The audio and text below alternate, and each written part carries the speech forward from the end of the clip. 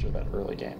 So let's talk about the curve, and we're really going to see what the curve is as we make our picks for Arena here. The curve is represented, it even calls it mana curve here down at the bottom. So this little orange bar will fill up as you pick cards for different mana costs, as you can see down here. And so this allows you to get the idea of what your curve is. Generally, you can have like a bell curve, which is like this. That's kind of where you want to be in Arena. And the reason for that is it kind of represents your ability to play cards in certain turns.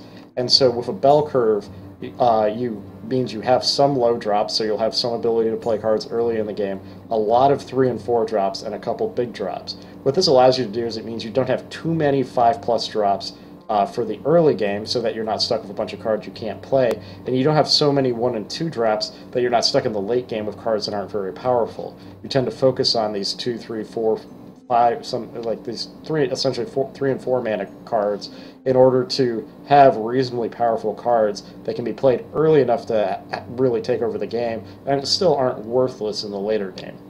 So, but let's talk about the 2-drop slot in particular right now. The 2-drop slot is probably one of the most important slots in Arena, just because that's really when cards are really have a big impact. So like a 3/2 minion for 2 mana can trade with a lot of minions pretty effectively, especially when you factor in the hero powers that can deal 1 damage. You can often trade up very effectively with those 2 mana minions, or just trade them for 3 and 4 mana minions on their own. So this 2-drop slot tends to be where a lot of decks in Arena are lacking. So and you'll see this as we make picks, but I generally put an emphasis on picking powerful 2-drop minions, as those tend to be, they allow you to take control of the early game and tend to have a lot of value.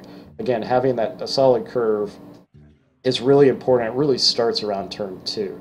And if you'll notice once you play Arena a fair bit, you'll notice that it's very difficult for your opponent to win when you're playing a minion on turn 2 and they're not. I mean, it's even stronger if you can play a turn 1 minion, a turn 2 minion, a turn 3 minion, a turn 4 minion, but that's not always not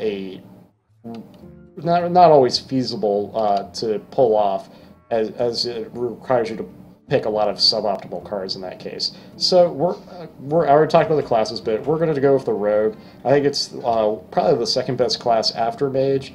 Very strong class again. The removal's very good. You have a lot of good class cards. So let's go and pick this Rogue here. You're back. So